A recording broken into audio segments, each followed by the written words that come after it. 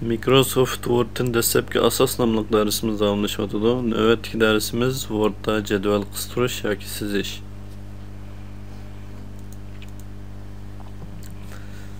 Word'da cədvəl qıstırışning odatda bir qancha xil usullari bor. Birisi avtomatik qıstırış, ya'ni qor stollarni doirasini sizib bir plan tanlab bir plan sizish. Yeni bir xil usul qor ve stol sonini kirgizib berib, shuning asosan sizish, ya'ni bu avtomatik sizish. Endi yeni bir xil usuli qalam bilan bevosita sizish usuli. Tövəndə biz bu xil cədvəl sizish usullarining hammini bir-birlab ko'rib o'taylik. Biz quruq hujjatdan birini ichib oldik. Odatda jadval qisqartmoqchi bo'lsak, Word'ninki qistirish tizimligidan jadvalda bir knopka bor. Buni bossak, odatda jadval sizadigan bir qism iqtidorlar bu yerda ko'rinadi. Birinchi xil usul, ya'ni avtomatik sizish usulida biz mouseni bu katakchilarga ekilib qanchalik cho'nlikdagi jadval chizmoqchi ekanligimizni deb bersak bo'ldi. Buningki odatda normal ahvolda 10'da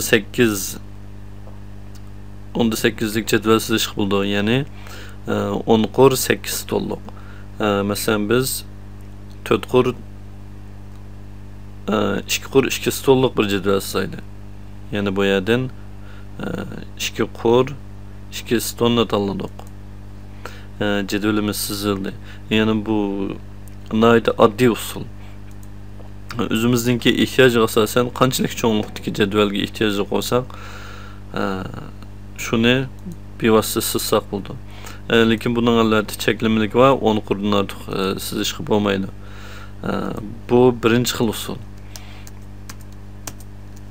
Hamda ikkinchi xil jadval sizish usuli. Ya'ni bu jadval tizimligidan jadval kirgizish. Bu a'zani tanlasak bizga bir dialogram ko'rindi.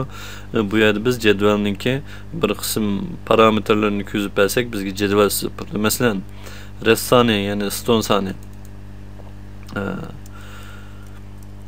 ston, qur soni 10 qur. Shundaq jadvaldan birini chizmoqchi bo'lsak, bu yerga 4 qur, 4 ston 10 qur deb yozib bersak, undan keyin ma'qul knopkasini bossak, bu yerga jadvalni avtomatik sizib berdi. Biz faqat buning ichiga o'zimizga lozimli uchurlarni jadvalning ichiga yozsaqlam bo'ldi. Bu ikkinchi xil usul. Ya'ni ki eng ko'p ishlanadigan usulmi shu. Buninki biz faqat bizga qancha qur, qancha stolliq jadval lozim ekanligini bilsak, shuni yozib bersaklam sizga bo'ldi. Endi uchinchi xil usul. Ya'ni qistirish asosiy tizimligidan jadvalni tanlaymiz. Buning ichidan jadval sizish degan bu knopkani tanlaymiz. Bu vaqtda bizningki mouse tilkimiz bir dona qalamni o'sirdiga o'zgardi. Biz shuning orqali o'zimizga ehtiyojli bo'lgan jadvalni sizsak bo'ldi. Bu xil usulda biz oldi bilan jadvalning sirtqi ramkasini sizimiz. Uningdan keyin qor stollarni xohlagancha sizib olsak bo'ldi. Masalan, bir jadvalninki ramkasini sizib oldim. Uningdan keyin men xohlasam stonni, xohlasam qurni sizsam bo'ldi. Masalan, men buningki 3 tane ston qilay. 1 ston, 2 ston, 3 ston bo'ldi. Endi buningki qur sizmoqchi bo'lsam, ya'ni qurni davomli sizaversam bo'ldi.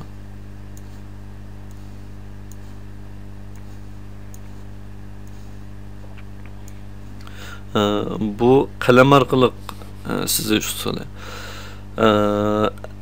Albatta bu xil usulda sizgan jadvalimiz o'lchamli bo'lmasligi mumkin yoki qurston soni bizning ehtiyojimizga mos kelmasligi mumkin. Biz buni davomli sizaversak yoki ston qistirish, qur qistirish usullari orqali ston qur sonini ko'paytirib olsak bo'ldi. Qistirish usullari keyingi darsimizda so'zildi. Yani bu jadval sizish usuli. Yani jadvalda ba'zi yan to'siqni sizadigan ehtiyoj var. Bu vaqtda shu qalam orqali yan to'siqni sizib olsak bo'ldi. Bu jadval sizishning 3-xil usuli. biz endi o'rgangan jadval sizish usulimizga asosan bir dani ders jadvali laylayli. Ya'ni bir sinfninki kundalik ders jadvalini sayli.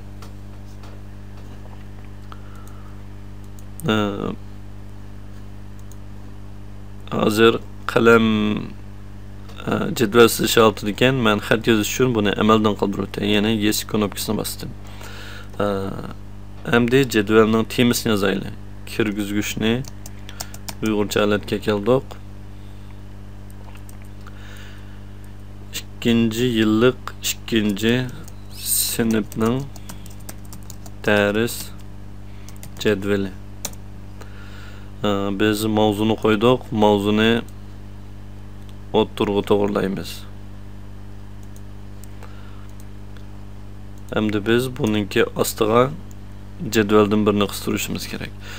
Dars jadvali bo'lish uchun odatda bir haftada 5 kun dars o'qildi. Ya'ni kunlarni jadvalning usti quruq yozamiz. Demak 5 tane ustun bo'ldi. Endi bir kunda 6 soatdan dars o'qisa, kursani ders jadvalining 6 qur, ustidagi kunlarni yozadigan bir qur, shuning bilan 7 qur. Ustun sonimi 5 kun, ondan bir dona soatni bildiradigan red tartib quri va shuning bilan 6 qur. Biz kursdan kirgizish usuli bilan sizayli. Red yani stun sondan 5 kun, oldida 1 stun, shuning bilan 6 stun. 6 soat dars o'qilsa, ustiga 1 qur olib qolamiz, shuning bilan 7 qur. Jadvalimiz sizilib bo'ldi. Endi biz bu yerga kerakli uchurlarni yozsak bo'ldi. Masalan, dushanba, seshanba, chorshanba, payshanba, juma. 5 kun yozildi. Endi bu yerga dars soatlarini yozsak bo'ldi. 1. soat, 2. soat, 3. soat, 4. soat, 5.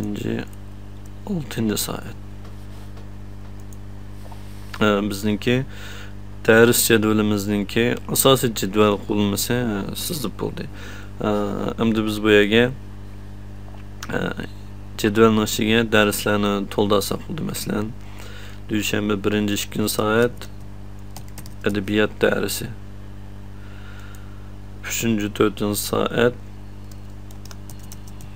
algebra darsi.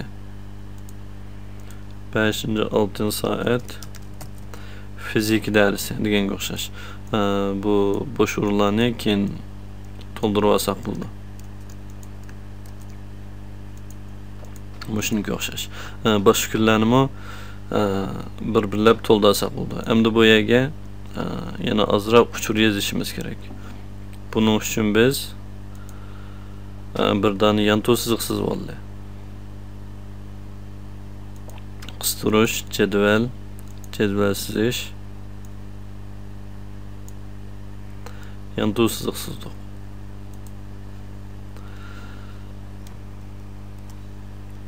Yes knopkasini bosib qalamni amaldan qoldirdik. Biz jadvalimizni sal cho'ngaytib olaylik. Ustiga kunlar, ostiga soat deb yozaylik.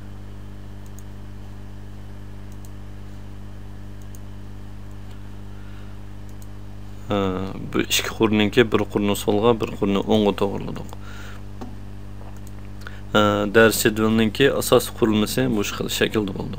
Ya'ni biz bu darsimizda jadval sizishning 3 xil usulini ko'rib o'tdik. Ya'ni avtomatik sizish, kursdan sonini kirgizib sizish va qalam bilan sizishdan iborat.